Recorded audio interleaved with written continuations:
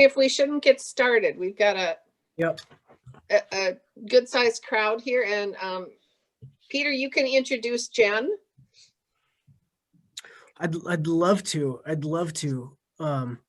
So yeah, Pastor Jen is here with us today. She currently serves at Grace Lutheran Church in Apple Valley, as I think most of you probably read, and has been a pastor in the Saint Paul Area Synod. What is it? How many years?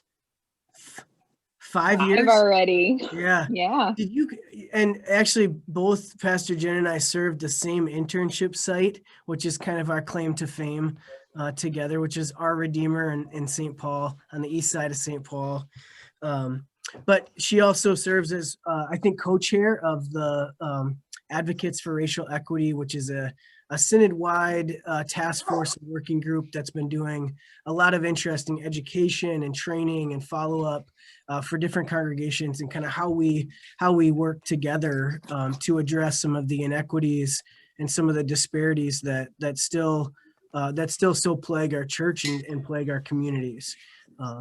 So hoping to hear a little bit more of your story, Pastor Jen. And do we want to say something first too about Rachel?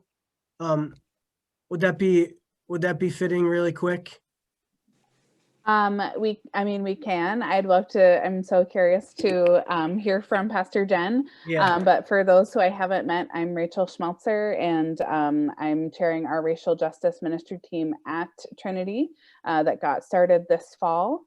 And so far, our committee has met, and we're learning together and unlearning together. And we've taken the IDI, which is the Intercultural Development Inventory, along with council and mission and some other teams, perhaps. All of our staff too. All the staff. Too. Yeah.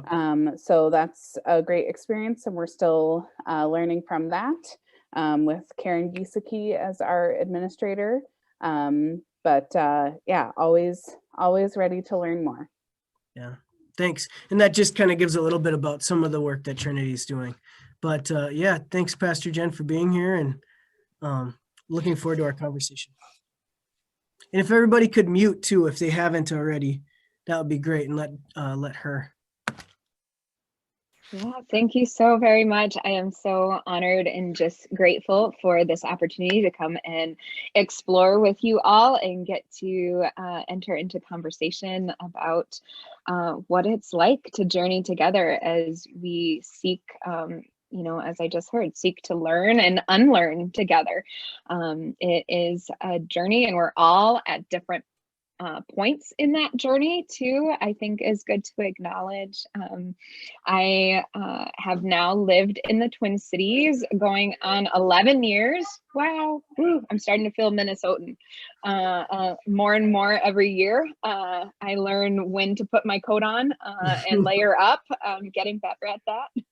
When I first moved to the Twin Cities, I came here with my sweatshirt, and my friend told me that's not going to cut it here, and I better prepare. I came from Albuquerque, New Mexico, so that's why I came with a sweatshirt, because our winters are fairly mild for the most part, at least in comparison to Minnesota. And what drew me to Minnesota was seminary, was listening to that call that God had on my heart to enter into serving God's people. And so I lived in Albuquerque my entire life up until I graduated high school. And my family makeup, I grew up in a small Missouri Synod Lutheran church that was probably 50, 75 people, but quite diverse for a Lutheran church. And my family is a multi-ethnic family where my mom is of European descent background, English and Irish. So my mom has blonde hair, green eyes, fairly fair skin, and then my dad is Mexican American with some roots in indigenous culture and communities in Mexico. And so trying to dig deeper into the stories that I hold and carry with me in that. So I identify as a Latina.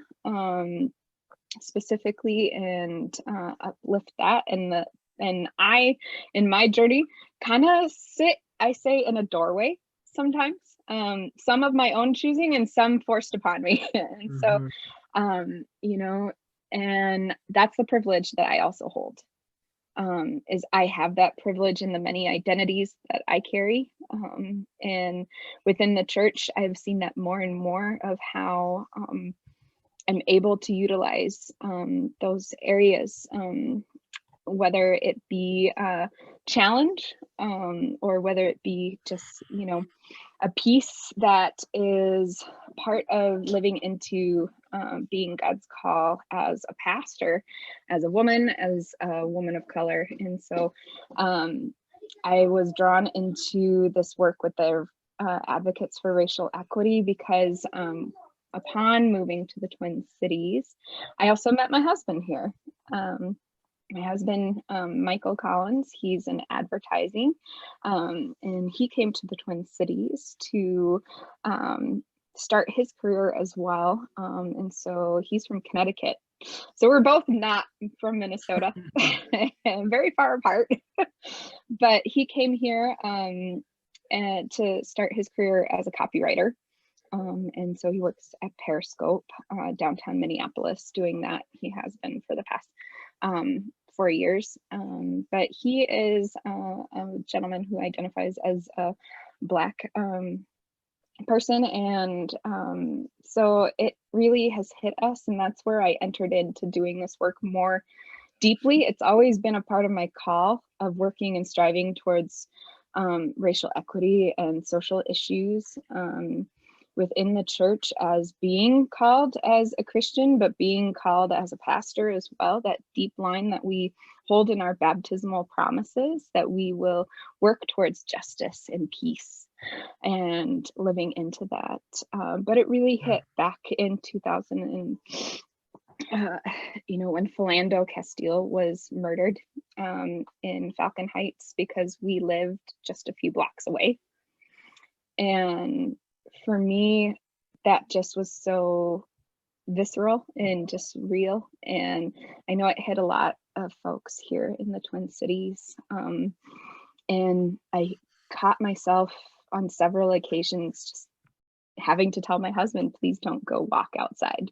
Like, don't go on a walk, you know, don't go driving around for a while. And that really hurt, that in our own community, like, we both feared for his life and for what that would encounter. And then to jump forward to now, this past summer, back in May, Memorial Day weekend, you know, with George Floyd's murder as well, it just continues to be this cycle that seems that is really heavy. And I question a lot as a pastor of what is our role in the church as we keep seeing these events pop up. And so if we are journeying together, how are we helping each other in this? And so that's why the Advocates for Racial Equity, I think, is so crucial to my part in serving the church. And it's about holding each other accountable in this work of reforming the unjust structures that are around us. And they do surround us in so many places that are unrecognizable sometimes. We don't even know that these systems are in place and that they are causing such oppression or marginalizing people. And that's how they were created. You know, many of these systems were put in place to work just how they're supposed to work, by putting one above another. And that's that kind of deep-seated piece that we have to explore and trying to unlearn and dismantle some of those pieces. And I have seen that in the church as well. And I think we, as people of God, wrestle with that a lot. You know, I hear many times when I come and visit with different congregations, just exploring and trying to answer that question, what do we do? What do we do? And I have to say that I don't have all the answers. So if you're looking for a clear-cut answer, I can't necessarily give you that, but I can say that I am here to support you and walk with you. You have great resources, great people in the work that you're already doing, and that's what I want you to be encouraged by. I know Pastor Peter, I know Pastor Chris, and Rachel, you know, the work that you're getting started and going. And so for your community at Trinity, I hope that, you know, you continue to do that work of responding so you can have vitality. It's about vitality in life for all of us. And yeah, I have a few things that you may not be aware of. So being a pastor in the ELCA, I navigate in the world through a Lutheran lens, and just as many of you do. And there's resources that if you don't know about them, our church body has been wrestling with this and entering into conversations for many years. One of the first pieces is that there's social statements. I'm curious if you could raise your hand or give me a thumbs up or wave or something if you knew that the ELCA has social statements. Are you aware of these resources? A few of you maybe. Awesome. It looks like you know of them. Awesome. Penny's holding it up. That's my next thing that I'm going to reference is that the ELCA has these social statements, and they usually are elected and formed at church-wide assemblies. And what they do is they get a group of folks together to sort through, design, look deeply into those theological convictions and help guide people into how do we navigate. And in 1993 is when the ELCA first had a social statement on race, ethnicity, and culture. And so it's been around for quite a while. And I know that there have been people throughout our church-wide doing great work. I, being a newer pastor, though, didn't even know about it. And so that's one of those pieces that it's there as a tool, but I don't think we've been utilizing that tool as well as we could be. Because there's also then in 2016, the repudiation of the doctrine of discovery. I'm curious to see how many know about that document or even know what it's referring to. So that one specifically, I think really hits in Minnesota, a call to action for us in 2016, talking about the doctrine of discovery, which was documents back in our founding days that gave rights to colonial folks to really kind of capture the land that was not theirs and give permission through the church to basically enact a genocide of our Indigenous brothers and sisters. And so in 2016, the ELCA said we have to do work of healing and we have to repent in that way and work through. And there's been deeper, I think, bridges being built. But there is a lot of work, especially in Minnesota, with our deep, rich ties with so many of our Indigenous communities that are around, and what does that mean for us? And so there's lots of opportunities where we are asked to develop strategy, we're asked to develop ways to do that that learning about the history and then unlearning of how that history then has been put in place to, you know, marginalize and oppress folks. And so and then that leads us to 2019, where the newest pieces that the ELCA has put out, and I was so blessed and lucky to be one of the representatives to go to church-wide when these were voted in.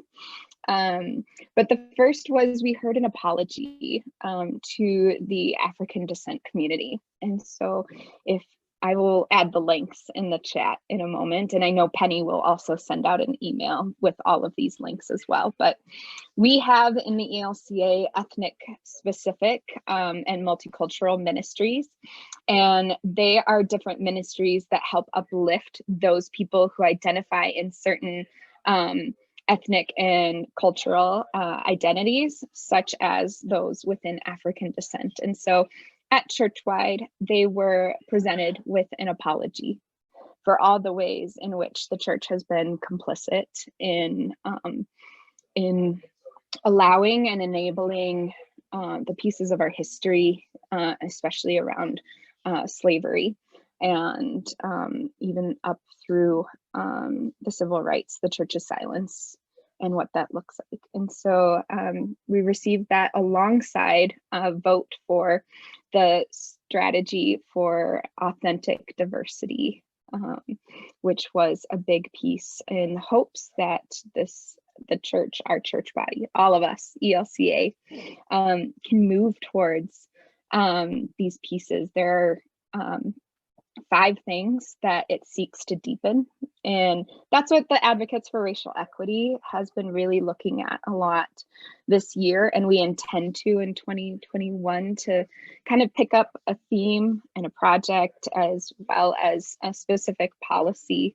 You know, our group tends to want to be an example, not that we have all the answers, but that we are demonstrating what it looks like potentially for congregations to be entering into this work, and then not just, you know, taking in the learning and education piece, but then also going out and living into the action pieces, which I know you're already doing. You know, hearing that you're utilizing the IDI, I am so thrilled to hear that, because that's a tool that's really buzzing amongst not just churches, but a lot of corporations and businesses. It's one of the only instruments and tools that actually is measuring and looking at that intercultural mindset, and really helping people to shift from these different places on a continuum. It's not a tool that's meant to say, oh, you're all the way at this end, so you haven't gone very far. It's not to shame or to do any of that. Oh, one moment. I have my daughter. 1 second.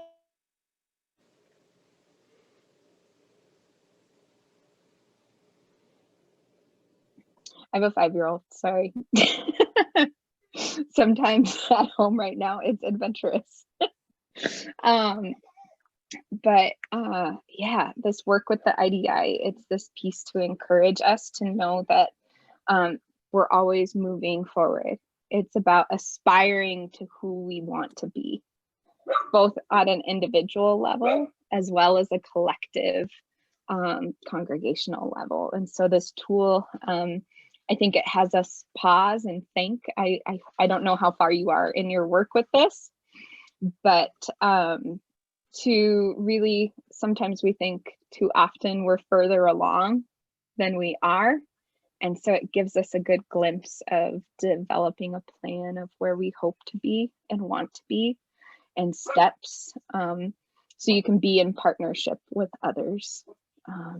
Can you tell folks what IDI stands for? Because some people might not know. Yes. Yeah, it's the Intercultural Development Instrument or Inventory. Yeah.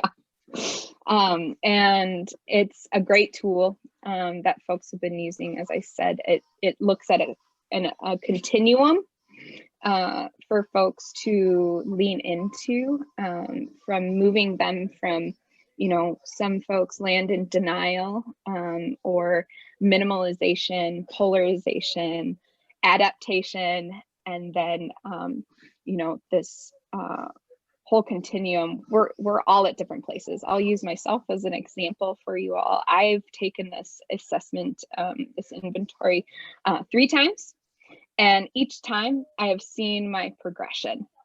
And so we're all doing this work continually. My work might look a little different than yours, those who identify in white bodies versus those who are people of color. We all have work, but it might look different. but that was really encouraging to me to know that there was a pathway for me to keep moving. And it gives you that gap too, that number, like I talked about. Often we think we're further along, and it says, well, here's where you actually are, here's where you think you are, and then it tells you that in between of that pathway of how do you want to move with those goals and hopes. And I just think it's a great tool to have. Yes, Pastor Peter. I just want to add too that it was developed in Minnesota, which I don't know if you mentioned that, which I think is a really cool thing and a reminder just of kind of, I think, the history and a lot of the work that has been put into that. And it was at the University of Minnesota, and then developed kind of has been used in so many different countries and different places that, and kind of come back, I think, again. And like you say, is now really buzzing again here.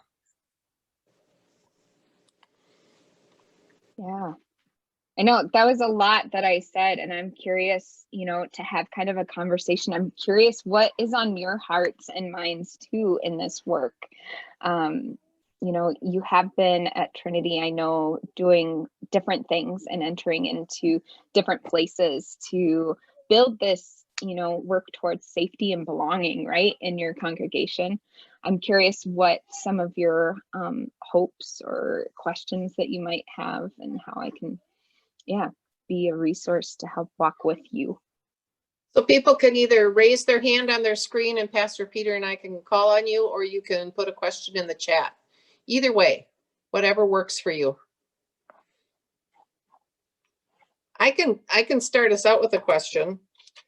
I kind of look at this as we have work within the way our church functions and work outside of how we participate in being equitable and honoring.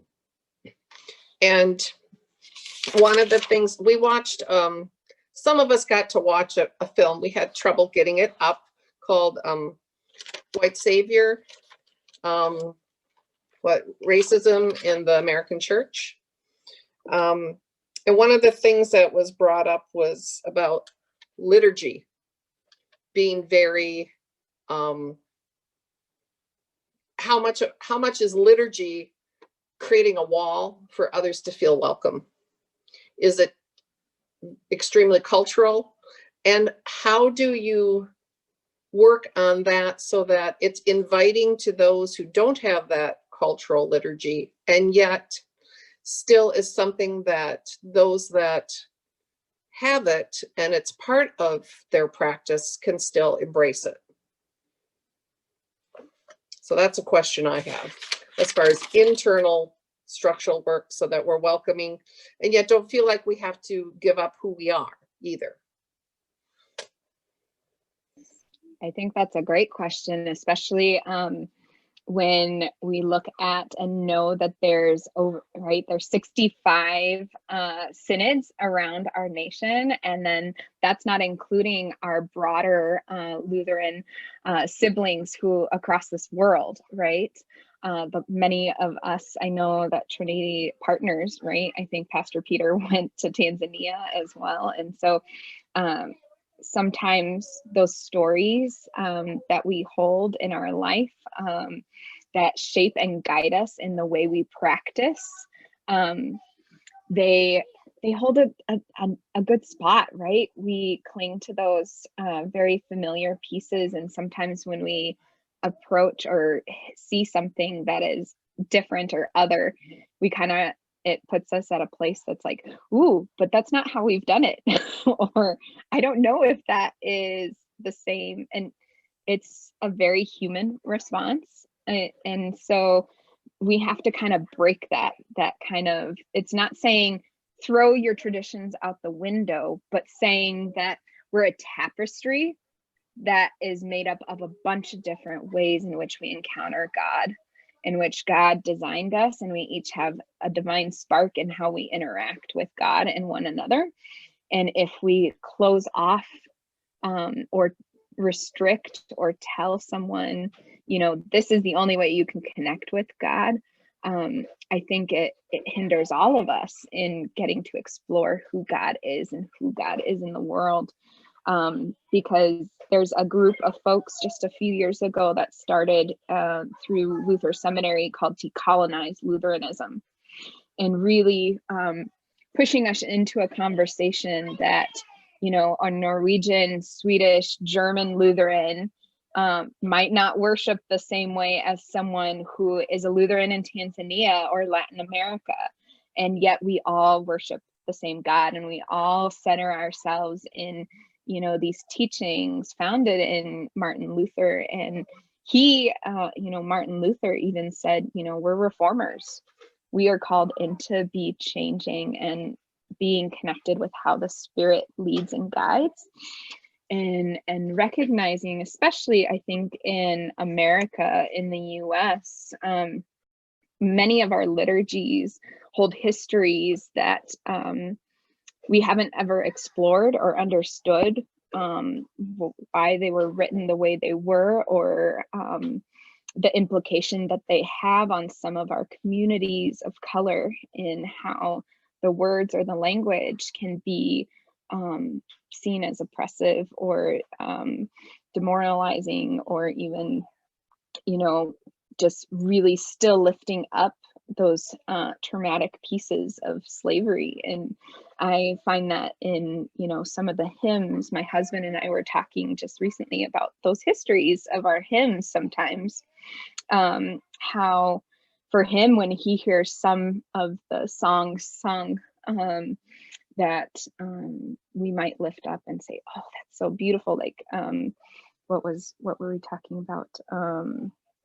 Sorry, I'm blanking on the name of the hymn, but how we lift it up and we share that, this was a spiritual from our siblings in the Black community, but yet the meaning of that song was so poignant about the pain that was experienced when they were on plantations and in slavery. And so although now currently, we lift it up as a hymn that's in our hymnal, but yet sometimes exploring the history, we don't know how it might be triggering or traumatic for someone who's in our community.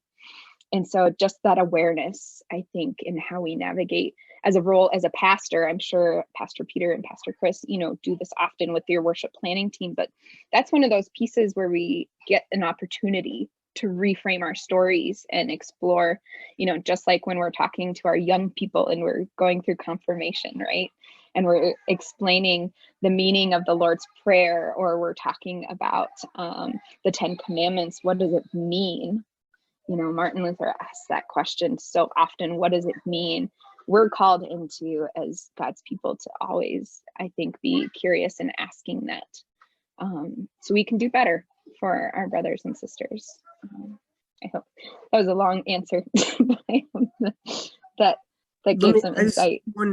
One little add to that too, and I think you talked about this idea of kind of authentic diversity too, and I think what you're talking about with hymnody is we want to be really careful with like appropriation too of particular people's stories, so that we're not we're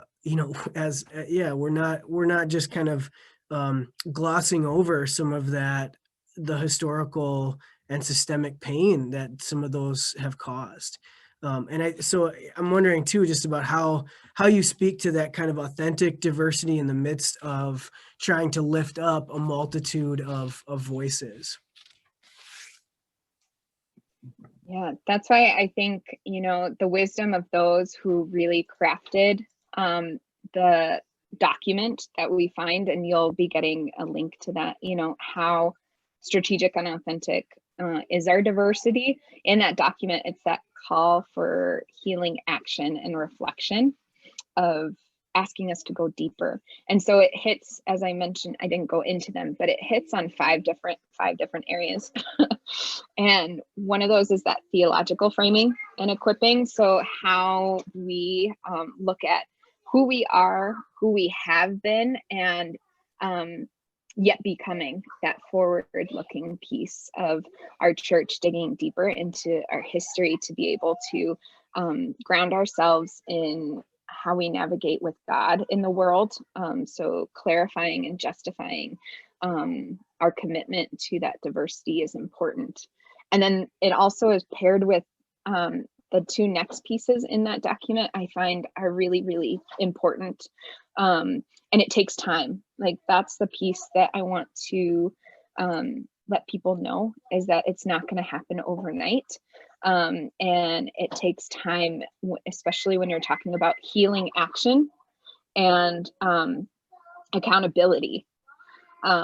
Those things, you know, because as you navigate through walking with people within your congregation, connecting with your community and your neighborhood, right? I imagine, you know, it's hard to enter into a relationship when you just expect it to be like an immediate friendship, right?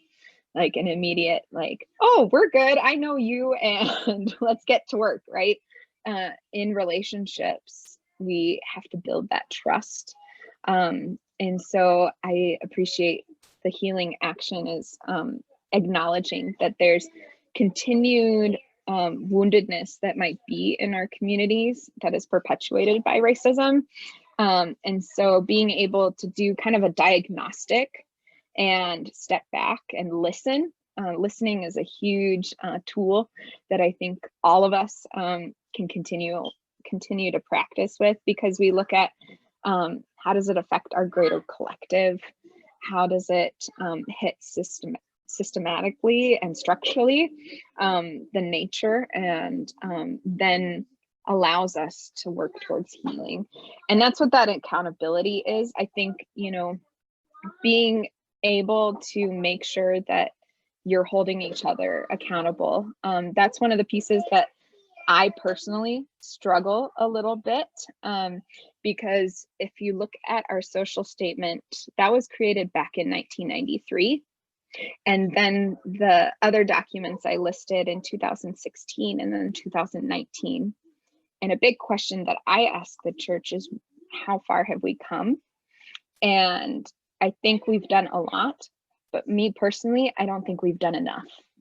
I think there have been opportunities that we have missed in the church, specifically when it comes to what we've seen more recently. And this is my own, you know, words and thoughts, is that when it came to George Floyd and seeing that take place in his murder, it was, for me as a person of color, of, oh, we're here again.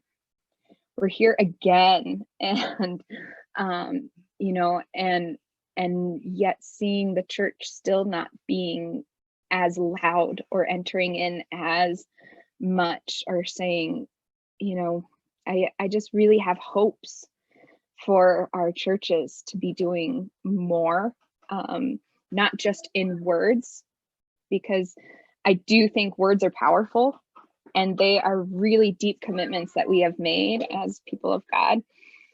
But if we aren't having any accountability to then follow through with our intentions around our policies, our governance, the structures and agencies and organizations, so that way they will serve the goals, then it makes it really hard to have authentic diversity within our church and within our society. So Pastor Jen, one of the questions I have along those lines is, so we want to be both developing self-awareness through tools like the IDI and educating ourselves, but that doesn't get us, in my mind, to accountability and something that feels more like an action. I mean, I think a big aha moment for me was when I learned that Dylan Roof, the young man who murdered members of the AME church during a Bible study, was an ELCA member. And that really wasn't sufficiently, in my mind, taught or blasted out by the ELCA, that white supremacy is so inbred that it's very much a part of us. And so I guess my question is, if you can give us some examples of churches that are finding the right balance, or at least some balance, between a focus on, yes, we need to develop our awareness and we need to educate ourselves, and racism is mainly a white problem, but then how that couples with accountability in the form of taking certain actions. And I'd be interested in churches that you could point us to that you think are sort of finding that way. Yeah, and that's a great question to see other congregations as examples, because I imagine Trinity, you know, for you all, that's my hope, is to say, to be able to point people and say, oh, Trinity is that place where you can go and where they are that example in their community, right? And that's what I want for all of our congregations. I'd say, you know, just up the road from you all, they're beginning the work and they've done the IDI too. And it's not necessarily saying who's doing it right and who's not doing it, or who's farther along than who, but really a partnership. It's a journeying together with our congregations. As you'll see on tomorrow, Monday, there's an event with Angela Danker, and she is going to be speaking about how do we navigate more in that topic of being a red and blue state divided. Where do we go from now? But in that, there's 7 congregations who have come together to help sponsor that. So that's my hope, is to see more congregations, because we get more done when it's a collective and we're all working together.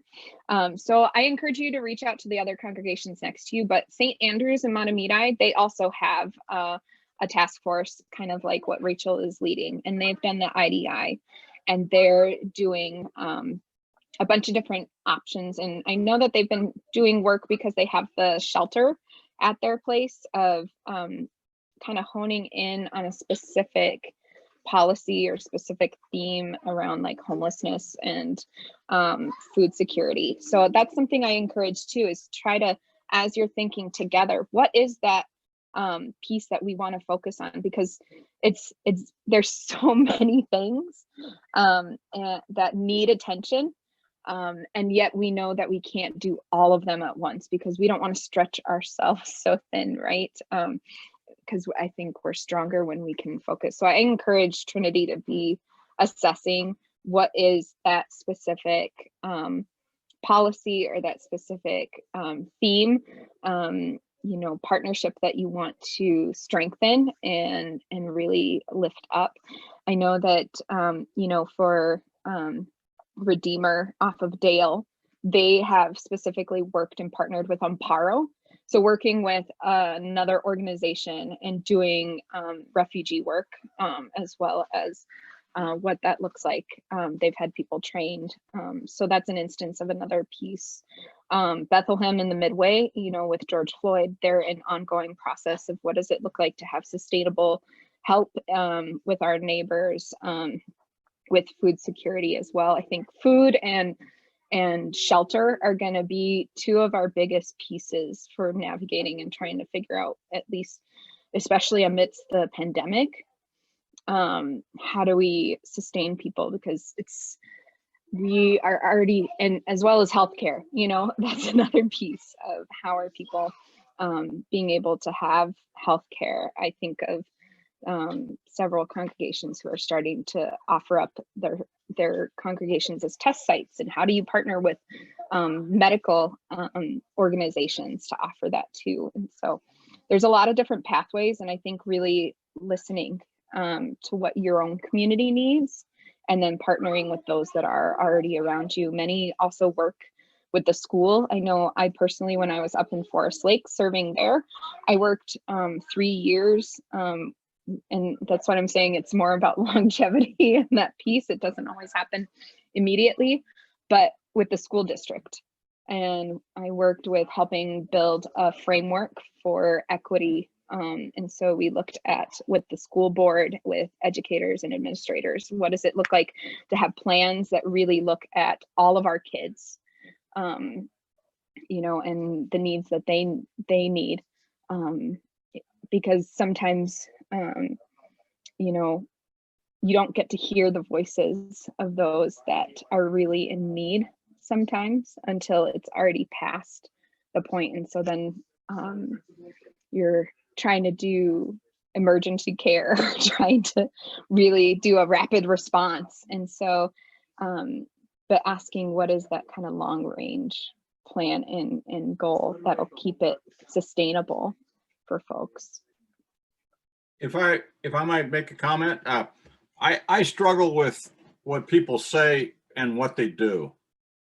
And I'm 71, so I might be the oldest or one of the oldest here. Okay, I hear a lot of good things coming out of everybody, churches, church politicians, people, and this is an issue with Minnesota Nice that we tend to say what you want to hear. We want to be polite. We don't want to confront.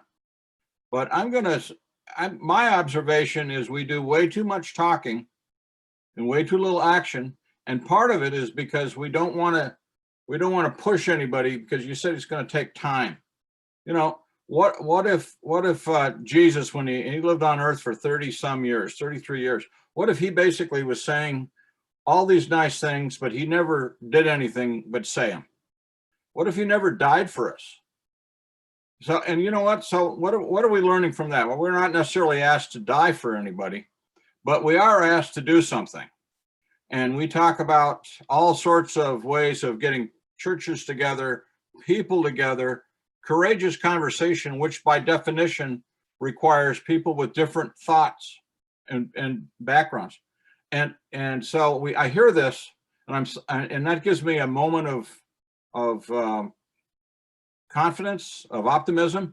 But when I see what happens, I'm right back to, oh no, it's going to take time. We're not going to want to push anybody together, you know. And I wonder if that isn't a large part of the problem, that we are giving us a way out, and it's called we can't get things done all of a sudden, and we can't. But that's, I mean, again, I've been on earth for 71 years. I go to church almost every Sunday, not every Sunday, but almost every Sunday. And I've heard a lot of great things about Jesus Christ and Christianity and money, okay? But I have heard very little about what is expected of people to do. And so nobody's basically saying, hey, you got to, you know, if you don't like somebody, you still got to love them. Is that pretty clear? I think that's pretty clear. And the idea of that we have diversity, Jesus did not say, you know, it's all right if we have some people who love one another and we have other people who hate one another. You know, that's not diversity in my way of thinking. And you know, the church has got to have some leadership role in this, because remember, the most enslaved portion of the country was known as the Bible Belt. And I suggest it was because they gave reasons why. We'll handle the nuances of loving thy neighbor later on. Right now, let's be stable. I think the church by and large has really missed the leadership position that they are in and should take. Thank you. Yeah, thank you so much for sharing that and being straightforward. I appreciate breaking the Minnesota Nice piece of it. But no, I honestly do wrestle with that. And when I say taking time, that doesn't mean passive process in that, you know, taking time, we can still do actionable things. It's those relationships with the community members, right? Because I have seen and entered in all too often where we partner, especially with our communities of color, and then for whatever reason, whether it's a change in leadership or budget constraints or, you know, whatever the piece is that then cuts the relationship off. It's like, oh, I'm sorry, we just ran out of money, or, oh, leadership changed, or there's this policy that is preventing us, you know, and that's that piece that I sit with of reframing our stories as church. There's a lot that we can do when we think about who's serving as your church council members, how your leaders, Pastor Peter and Pastor Chris, I really highly regard both of you in being able to speak, truth into the gospel from the pulpit and in other places and spaces, because that's really challenging too. When you know that you have, it's just like family. Church is like family, where we have a bunch of different opinions about different things, and we navigate in the world with a bunch of different, stories. And how do we bring everyone along, right? It is correct. Jesus said, love your neighbor, but then he pushed us even further and said, love your neighbor who is your enemy, who persecutes you. And Jesus, I think in this time really challenges us and says, just what you said.